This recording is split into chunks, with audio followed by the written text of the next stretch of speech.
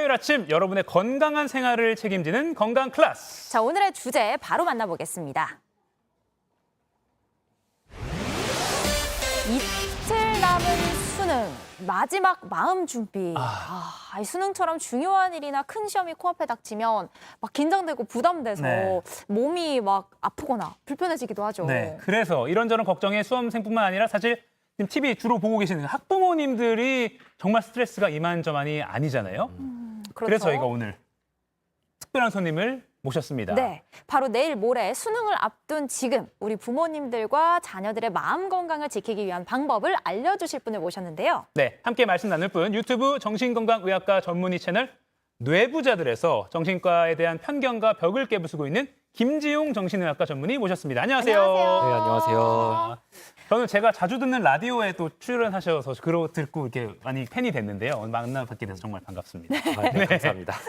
이 정신건강의학과라고 하면요. 흔히 저희가 막 정신과 하는데 이게 다른 건가요? 변경된 건가요? 한 10년쯤 전에 이름이 이제 변경된 거고 네, 약간이라도 편견을 낮춰보고자 이름을 변화하는 시도를 줬는데 그 자체로도 좀 효과가 있는 것 같고 점차 편견은 점차 낮아지고 있는 것 같습니다. 과거보다 그러니까 네이밍 때문에 과거보다 인식도 좀 좋아지고 있는 거군요. 네. 그렇군요. 아니 그 수능 이제 이틀 남았어요, 선생님. 근데 네. 선생님은 의대에 갈 정도면 어릴 때부터 공부를 잘하셨을 것 같거든요. 부럽다. 그렇죠.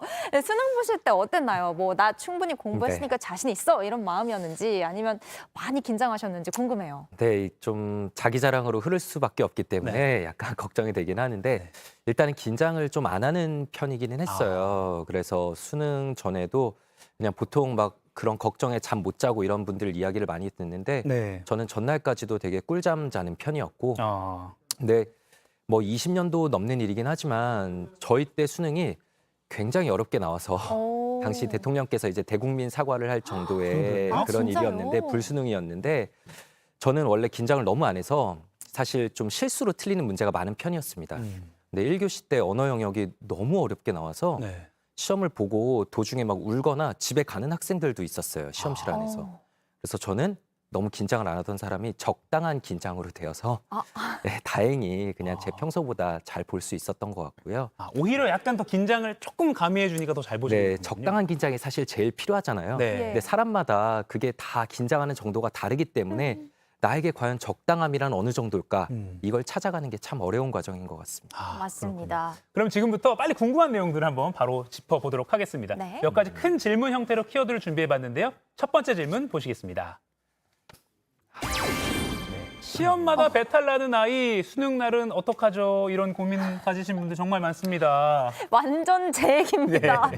저는 사실 어제 첫 방송할 때도 약간 배탈이 잠시 연락이 안 있었는데 됐어요. 네. 네, 수능 봤을 때는 진짜 저는 시험지가 식은땀 때문에 흠뻑 젖을 만큼 배가 아팠었거든요. 네네. 저는 경험을 해본 사람으로서 심리적인 영향이 있다고 보는데 어떤가요? 의학적으로 연관이 있어요? 네, 이거는 단연코 연관이 있죠. 우리 뭐 속담 중에 사촌이 땅을 사면 배가 아프다라고 해서 그런 신체화 반응을 얘기해 주는 거는 뭐 예전부터 동서고금을 막론하고 모든 사람들이 경험하는 거거든요. 네. 그러니까 스트레스를 받을 때 우리 몸이 우리 뇌가 대처하는 방식 중에 신체화라는 게 있어서 몸에 이해할 수 없는 통증이나 이상 반응으로 나타나는 경우들이 있는데 예. 결국은 이것도 불안으로 인한 거라고 보시면 됩니다. 네. 이 시험이 나한테 너무 중요해. 내가 잘 봐야 돼. 방송을 너무 잘해야 돼. 라는 압박을 가지게 되면은 우리 뇌는 이게 위험한 상황이라고 인식하게 돼요. 그러면 우리 몸에 교감신경과 부교감신경 중에 긴장하게 되는 교감신경의 톤이 확 올라갑니다.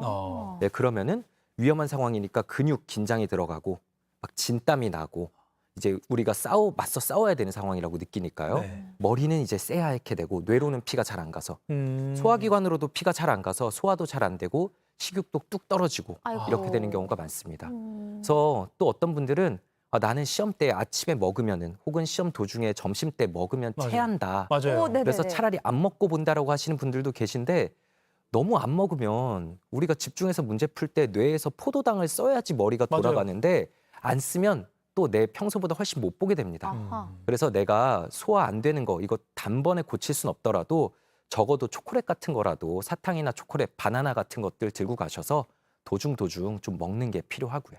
그러면 지금 이제 수능이 코앞인데 지금부터 이렇게 좀 배도 욱신욱신 아프고 이런 지금 경험을 하는 학생들이 있을 거란 말이죠. 예. 네네. 그런 학생들 둔 학부모님들은 그럼 어떻게 해야 될까요? 이게 좀 어떻게 접근해야 되냐면 이 사고 방식을 지금 수능 이틀 앞둔 지금 시점에 고치는 건 불가능해요. 아, 너 긴장하지 마, 괜찮아라고 좀 주변에서도 말해주고 스스로도 그런 생각을 좀 하는 게 중요한데 하지만 현실적으로 이틀 만에 바뀔 방법은 없습니다. 네. 그럼 어떻게 해야 되냐? 뇌가 아니라 오히려 몸에 집중을 해야 돼요. 뇌는 우리가 컨트롤하기 힘들지만 몸은 그래도 좀 컨트롤할 수 있는 게 가장 좋은 긴장 이완 방법인 심호흡 같은 거를 심호흡이요. 네, 이게 너무 뻔한 얘기 아니야 싶을 수도 있지만 심호흡만 한 게 없거든요. 아, 배에다가 손 올리고 그냥 긴장 최대한 풀고 한 3분 정도라도 천천히 심호흡을 하면은 우리 몸은 그럼 위험한 상황 아닌가? 라고 몸이 느끼게 되고 몸이 뇌에게 이제 알려주는 거죠. 아, 그럼 뇌가 지금 이렇게 몸이 편안한 거 보니까 그렇게 위험한 상황은 아니겠구나 라고 느끼면서 불안도 순차적으로 떨어지게 되고. 네. 아. 또 이렇게 시험 앞두고 난 피할 수만 있다면 피하고 싶다, 도망가고 싶어 이런 생각하는 친구들도 있을 것 같아요. 맞아요. 이런 마음은 누구나 다 갖는 거겠죠. 그럼요. 그런 도망치고 싶은 마음, 스트레스로부터 회피하고 싶은 마음을 안 가지는 사람이 어디 있겠어요. 그렇죠. 그런데 문제되는 경우는 뭐냐면은 스스로 이런 생각 절대 하면 안 돼. 나는 전심전력으로 부딪혀서 최선을 다해야지. 이런 생각은 나를 나약하게 하는 거니까 없애야 돼. 라는 마음가짐으로 사시는 분들이 네. 긴장이 너무 들어가서 오히려 시험이나 중요한 일들을 수행하는데 좀 문제가 됩니다. 그래서 이런 생각이 들 때마다 그래. 뭐 지금은 당연히 이런 생각 들 수 있는 시기지. 하지만 야, 조금만 더 해보자. 네. 다 왔어라고 스스로의 그런 마음 일부분을 다독이면서 같이 가야지. 네, 비난하는 말을 하면 안 되고요. 네. 다독이는 거. 네, 혼자서 이런 생각을 왜 하시냐면 보통은 부모님이나 그 환경에서 너는 노력해야 돼. 집중해야만 돼라고 푸시해온 것들이 그 학생들의 마음속에 들어가서 불안을 높이는 경우들이 많거든요. 네, 부모님들께서도 지금 와서 사실 더 몰아붙인다고 뭐가 바뀌겠어요. 네. 그렇죠. 네, 그냥 해왔던 만큼만 하자. 너무 큰 변화 주면 또 오히려 위험할 수 있어요. 맞아요. 그렇죠? 자, 그러면 바로 다음 키워드로 한번 키워드로 넘어가고요. 넘어가겠습니다. 네. 키워드 보겠습니다. 방금 말씀하신 거랑 이어져요. 맞아요. 격려는 언제 어떻게? 이거 왜냐면 막 보통 재수하면 되니까 마음 편하게 봐 이런 말씀도 이렇게 격려한다고 하시는데 상처가 되는 경우가 많거든요. 네. 어떻게 해야 이게 마음 상하지 않게 응원할 수 있어요? 전 그래 재수했거든요. 그래서. 네. 네.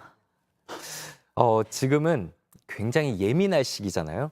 그래서 그냥 최대한 말을 줄이는 게 좋습니다. 그러니까 나는 좋은 의미로 전달한 말이 예. 어쨌든 이 예민해져 있는 사람들에게는 안 좋게 들어갈 수밖에 없어요. 네. 저 말 하더니 뭐야? 나 지금 안 그래도 스트레스 받는데. 라고 괜히 불화의 씨앗이 될 수 있거든요. 게다가 안 그래도 막 스트레스 받고 있는데 그런 말 들으면 잘 됐다. 라는 생각에 화가 확 터져나가기도 해요. 그래서 그냥 최대한 지금 말을 줄이시는 게 좋고요. 게. 특히나 내가 평소에 괜히 안 할 말해서 왜 힘들게 했다라고 후회되시는 분들은 더욱더 줄이는 게 좋은데 문제는 또 너무 줄이시면은 집안이 다 같이 마치 중요한 의식을 앞두고 경건한 그런 분위기로 가면은 아이에게 압박감으로 이어질 수도 있으니까 아하, 네. 예, 그냥 조금씩만 하자.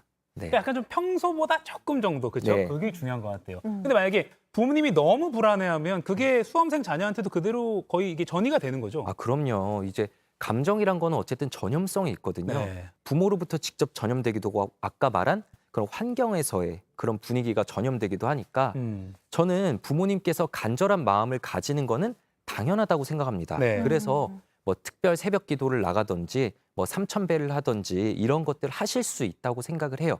근데 하시더라도 자녀분들에게 별로 티 안 내고 맞아. 좀 하셨으면 좋겠어요. 나 3,000배 하고 왔다. 뭐 이러면 안 맞아요. 돼. 네. 그럼 바로 다음 키워드로 넘어가 볼게요. 수능이 끝나면 이 살얼음판도 끝나는 걸까요? 방금 말씀해주신 그런 상황들이 수능이 끝나면 다 해결이 될까요? 네, 수능 끝나면 당연히 끝 아닌 거 아시잖아요. 이 한숨에 답이 다 된 것 같긴 한데. 맞습니다. 네네. 사실 그 이후에 듣는 말이 더 중요한 것 같아요. 수험생 입장에서는. 네, 그렇죠. 저희 의과대학에서 했던 유명한 말들은 선후배로부터 전해 내려온 말이 산 넘어 똥밭이라고 네, 항상 뭐가 있습니다. 이제 수능이 끝나고 나면은 다음에 또 해야 될 것들이 기다리고 있고 우리 삶이 항상 이제 불안으로 가득 차 있잖아요. 불확실성으로 가득 차 있는 시대라서 이제 가족분들이 최선의 선택지를 이 아이에게 골라줘야 된다라는 부담감 혹은 시험이 끝나고 또 이제 당장 생산적인 걸 해야 된다는 압박감이 아이에게 전달되기 쉽습니다. 그런데 계속 해야 되는 것들만 해온 아이들이 이 시기에 내가 그렇게 목표로 하던 게 사라졌을 때 일시적으로 공허하고 번아웃이 찾아오기 쉬운 건 당연한 거거든요. 네. 그렇기 때문에 일단 너 정말 수고했다. 이제 결과는 너 손을 떠났으니까 일단은 지금 너가 하고 싶은 것도 좀 해봐라. 라고 그런 시간을 마련해 주시는 게 제일 좋을 것 같습니다. 수고했어 오늘 이 오늘도. 노래를 한번 틀어주는 것도 좋을 것 같네요. 네, 죄송합니다. 네, 오늘 수험생들 꿀팁이 참 많이 나왔는데 마지막으로 혹시 지금 수험생들에게도 지금 네. 학교를 안 가는 오전에 그런 친구들도 있거든요. 예. 어떤 마음으로 당일날 임해라라고 한마디만 좀 해주시면요. 네, 몸에 긴장 들어가서 네. 잘 봐야 된다는 일념으로 잘 볼 수만 있다면 모두나 잘 보겠죠. 네, 아까 짧게 말씀드린 심호흡을 꼭 적용해 주시면 좋겠고요. 저도 수능 보고 나서 저는 항상 공대 지망생이었기 때문에 네. 공대를 가고 싶다고 세 군 다 공대를 쓴다고 부모님과 싸우다가 예. 부모님과 겨우 타협을 봐서 의대 하나를 지원했는데 그래서 제가 예상치 않던 지금 의사의 길로 살고 있습니다. 네. 예, 사람의 앞길은 다 예측할 수 없는 거기 때문에 당장 내가 원하지 않는 결과, 원하지 않는 선택이 나오더라도 너무 실망하지 않고 그 길을 따라가다 보시면 또 예상치 못한 인생이 펼쳐질 거라고 네. 생각을 합니다. 이게 너무 끝이라고 생각하실 필요 없고 맞아요. 심호흡해라. 네. 이렇게 정리하도록 하겠습니다. 오늘 정신의학과 전문의 김지용 선생님과 이야기 나눠봤습니다. 고맙습니다. 감사합니다. 감사합니다.